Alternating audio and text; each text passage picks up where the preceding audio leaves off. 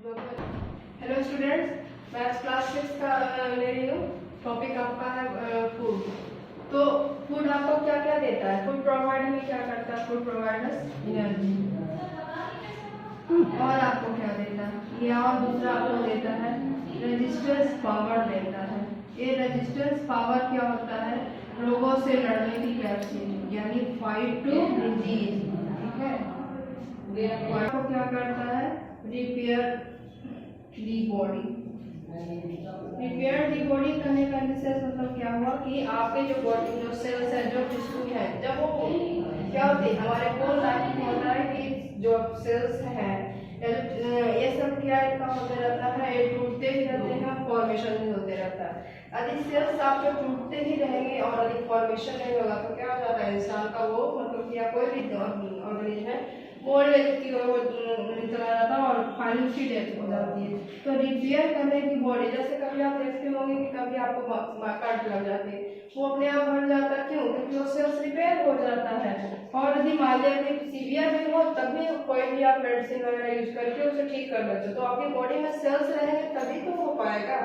Doctor ठीक है treatment करते हैं, लेकिन आपकी बॉडी में होना चाहिए। आपका क्या होता है? अब एनर्जी गिविंग, एनर्जी से आपको क्या हो गया? इसमें आपको हो गए कार्बोहाइड्रेट और फैट, ये आपको क्या दे देते हैं? एनर्जी दे देते हैं।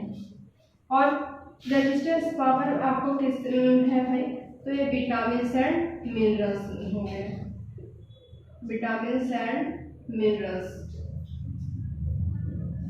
और ये क्या है आपका? प्रोटीन हो गया। प्रोटीन ये आपकी बॉडी को क्या करता है? रिपेयर करने का, फॉर्मेशन भी काम करता है। फॉर्मेशन जो, और फॉर्मेशन आप कहाँ आपकी बॉडी में स्टार्ट हो जाता है? माँ के गर्भ से स्टार्ट हो जाती है फॉर्मेशन की बॉडी की। यहाँ तो बस उसका ग्रोथ होता है, डेवलपमेंट होता है। फॉर्मेशन तो एक्चुअली हो जाती है वो माँ के गर्भ में ही, उसके बॉन्ड में ही हो जाती है। तो इसीलिए कहा भी जाता है कि जो भी प्रेग्नेंट लेडीज हैं या जो भी हो, उन्हें ज़्यादा प्रोटीनेटेड खाना देना चाहिए, फूड देना चाहिए, ताकि उनके जो बच्चे हों वो मतलब कि वेल डेवलप्ड हो फिजिकली एंड मेंटली।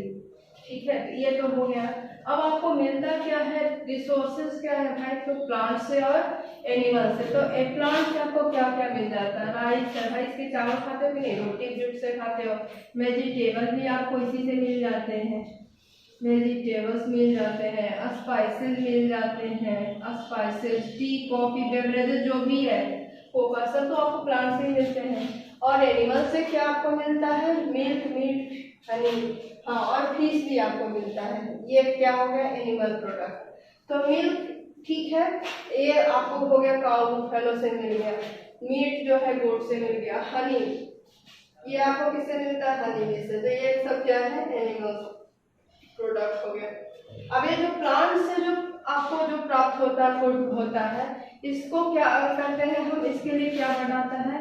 एग्रीकल्चर आता है, जिसमें हम क्या करते हैं कि अपने खेतों को प्रिपेयर करते हैं, कल्टीवेशन ऑफ लैंड करते हैं, और ये सारे जो है क्रॉप्स को ग्रो करते हैं।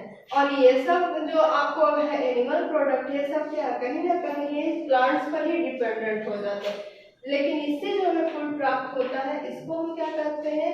इसमें हम क्या करते हैं? जानवरों को हम पालते हैं, उनकी केयर करते हैं, देखभाल करते हैं, और जब उनसे जो प्रोडक्ट हमें मिलता है उसको चाहे हम खुद यूज करें या हम सेल करते हैं, तो इसको हम क्या करते हैं? Animal husbandry. ठीक है, एनिमल हस्बेंड्री। इसमें क्या हुआ कि आप जानवरों को पाल रहे, केयर किए, और आप उससे जो प्रोडक्ट हुआ। अब जैसे आपको हनी हुआ तो एक इससे फॉर्म होता है हनी है, तो समझा रहे। अब इसको क्या कहते हैं? आप एपीकल्चर कहते हैं। क्या कहते हैं? एपीकल्चर। ठीक है, यानी जो फूड क्रॉप्स को ग्रो किए वो क्या आपका हो गया? एपीकल्चर। एनिमल हस्बेंड्री में कंप्लीट फूड प्रोडक्ट आ जाते हैं, चाहे वो मिल्क हो, मीट हो, हनी हो, फिश हो। अब इसमें किया जाता है, सबको अलग किया जाता है। ठीक है, कि जैसे एपीकल्चर फॉर हनी, जब हमको मेरे को हनी चाहिए तो उसमें क्या है? इसमें क्या करते हैं कि हम मतलब कि लकड़ी का या बांस का ऐसा बॉक्स बना देते हैं, और ऐसे जगह पर कि जहाँ पर प्लांट्स हो, ताकि हनी भी जो है हनी फॉर्म कर सके, और उन्हें सेफली हम निकाल लेते हैं। मीट हो गया। अब फिश है, फिश तो कहा गया है चीपेस्ट एनिमल प्रोटीन, फिश में बहुत ज्यादा प्रोटीन पाई जाती है। अब फिश को हम इसमें क्या करते हैं, पीसी कल्चर इसके लिए वर्ड आता है, पीसी कल्चर, जिसमें कि हम उसमें फिशेस को कैप्चर करते हैं। अब पीसी कल्चर के लिए दो पार्ट्स हो जाते हैं, एक को हम कहते हैं कैप्चर फिशिंग और एक को हम कहते हैं कल्चर फिशिंग। अब कैप्चर फिशिंग में क्या हो गया कि हमने बस कहीं भी है, चाहे वो किसी फील्ड में हो या पॉन्ड्स में हो, हमने वो नेट लगाया और फिश को कैप्चर कर लिया। हमारा कैप्चर फिशिंग मतलब कि हमारा कोई मेहनत नहीं लगा, हमने उसके लिए कुछ प्रयास नहीं किया, बस कहीं भी देखे कि फिश है बस वायर तैयार किया जाता है, उसकी जो फैसिलिटी है जो भी अवेलेबल हम कराते हैं तब जाके इस चीज को हम उसको प्राप्त करते हैं। ठीक है, तो ये आपको हो गया पीसी कल्चर। एनिमल हस्बेंड्री में ही सारे आ जाते हैं। अब ये आपका हनी में एपीकल्चर, पीसी कल्चर। उसके बाद ये जो आपका मिल्क हो गया, इसको हम क्या करते हैं लाइवस्टॉक, जिसमें कि काऊ है, बुफेलो, इसमें भी हम दो का यूज करते हैं। काऊ बुफेलो के लिए तो मिल्क का कर लिए, और जो उसमें जो मेल होते हैं उसको हम खेती बाड़ी में लगा देते हैं, काम में लगा देते हैं। मीट आपको किससे होता है, ये आपको जैसे पोल्ट्री फार्म इसके लिए आ जाता है, पोल्ट्री फार्म होता है कि नहीं। अब इसमें भी जो मेल और फीमेल है, तो मेल का हम क्या यूज करेंगे, मीट में यूज करेंगे, और फीमेल है वैसे मार्केट में बिक जाती है और बात है, फीमेल का है तो इसमें क्या होगा, एग प्रोडक्शन के लिए। आप एग खाते हो कि नहीं, तो वो भी तो हो गया, तो एग हो गया, और एग ही एक डेवलप हो गए, मतलब कि चीज डेवलप हो जाता है। तो ये आपको क्या हो गया, एनिमल हस्बेंड्री के तहत कहा जाता है। यानी समझ गए कि फूड आपको क्या क्या दिया हुआ है, ये सब आपको एनर्जी दिया, रेजिस्टेंस पावर दिया, फाइबर रिपेयर द बॉडी, ये सब फूड के है। ये आपको फिर प्लांट से मिल गया, ये एनिमल से मिल गया। जो आपको प्लांट से जो हुआ प्राप्त उस प्रोसेस को हम बोलेंगे कल्चर, जो एनिमल से हो वो कहें उसको एनिमल हस्बेंड्री। अब इसके टाइप्स है एपीकल्चर फॉर हनी, पिसीकल्चर और ये फॉर फिशेज, और poultry farm for meat, egg आप जो भी बोलो। ठीक है, ये हो गया। अब है नेक्स्ट आपका कंस्टिट्यूएंट्स ऑफ फूड। तो कंस्टिट्यूएंट्स ऑफ फूड कितने टाइप में भाई, कार्बोहाइड्रेट्स है, fats, protein, vitamin and minerals, water and Rafi. जब इसका क्या है, कार्बोहाइड्रेट्स तो सब जो है ये क्या आपके हो गए कार्बोहाइड्रेट्स, कहीं ना कहीं ये क्या है इसमें, आप जब कार्बोहाइड्रेट को इसका जब फॉर्मूला लिखिएगा तो इसका क्या फॉर्मूला है, C6H12O6, यानी इसमें कार्बोहाइड्रेट्स जो है कार्बन के भी मॉलिक्यूल्स हैं, हाइड्रोजन मॉलिक्यूल्स हैं, ऑक्सीजन मॉलिक्यूल्स हैं। ठीक है, और फैट के दोनों ही क्या है आपके एनर्जी गिविंग फूड्स है। लेकिन इसमें क्या होता है हमें कि फैट को हमें क्या कहा गया है भाई, फैट को एनर्जी बैंक भी कहा गया है।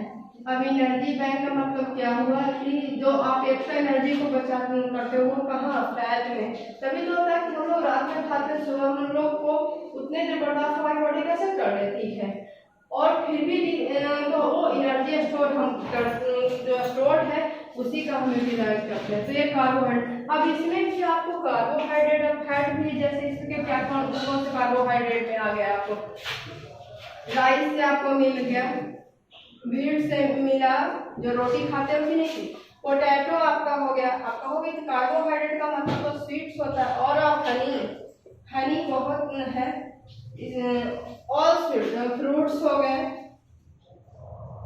एंड ऑल स्वीट्स, ये सारे कार्बोहाइड्रेट्स में ही आ जाते हैं।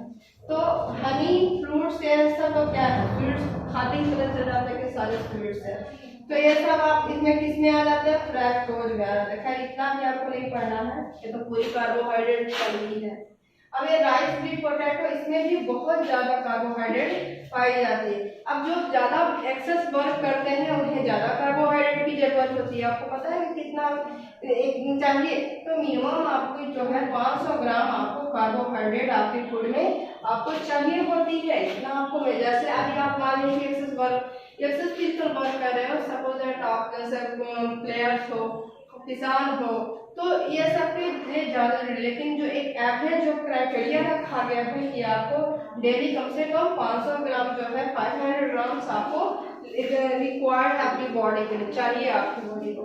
ठीक है, नेक्स्ट आपका आ जाता है फैट। फैट भी हमें चाहिए, लेकिन क्या लिटिल क्वांटिटी में चाहिए, ज्यादा नहीं चाहिए। ज्यादा आप खाओगे तो क्या हो जाएगा, ओबेसिटी हो जाएगी, क्योंकि एक्स्ट्रा फैट होगी तो क्या और इसके बाद आपको डिफरेंट टाइप की बीमारी होने लगती है, जहाँ ओबेसिटी फैट लेवल ज़्यादा बढ़ा है, जैसे कि आपको डायबिटीज है, बीपी है, ये सब क्या है, इसी का मतलब ये है कि वो एक्सेस फैट, यानी कहा जाता है कि आप एनर्जी देते हो तो उसका यूटिलाइज भी करो, तो एक्सेस फैट नहीं होते, इनमें quality little quality.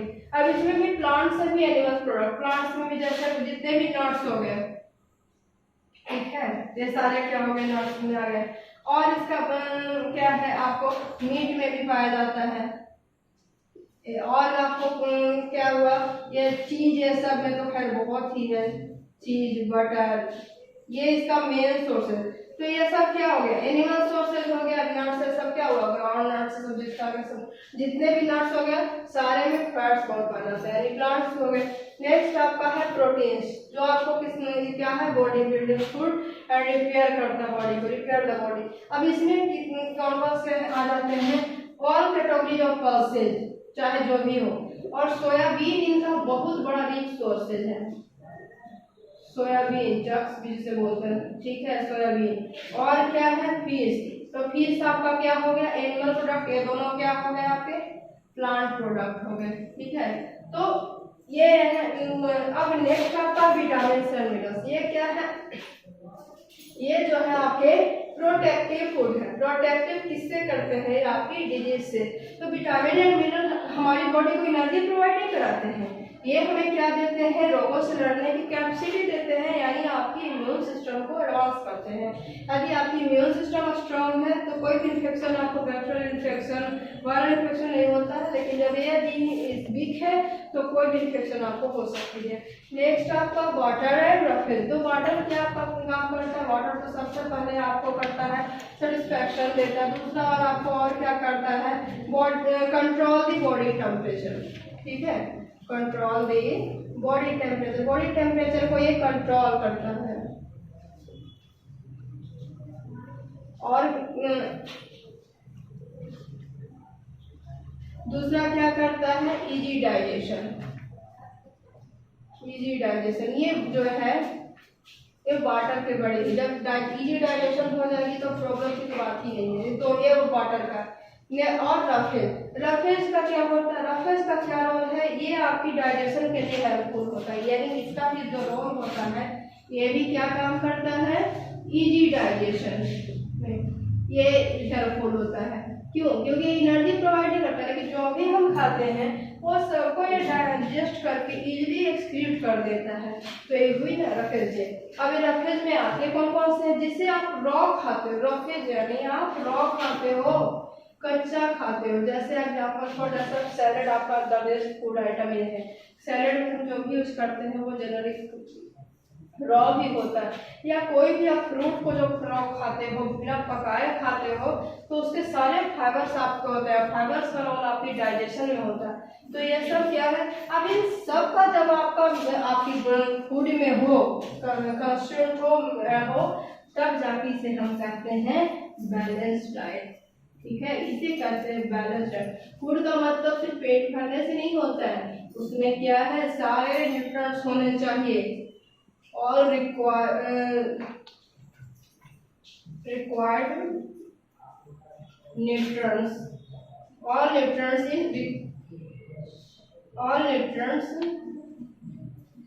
in right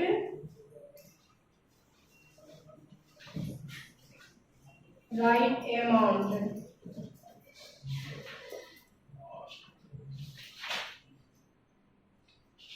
तो जितने भी हैं और एसेंशियल न्यूट्रिएंट्स, मतलब कि जितने यानी कार्बोहाइड्रेट, फैट, प्रोटीन, विटामिन जब राइट अमाउंट में होंगे तब जाके हमने कहते हैं कि ये आपके बैलेंस डाइट है। अब एक और आ जाती है जिसे हम कहते हैं lack of nutrition, lack of nutrients. Lack of nutrients का मतलब क्या होता है भाई, कि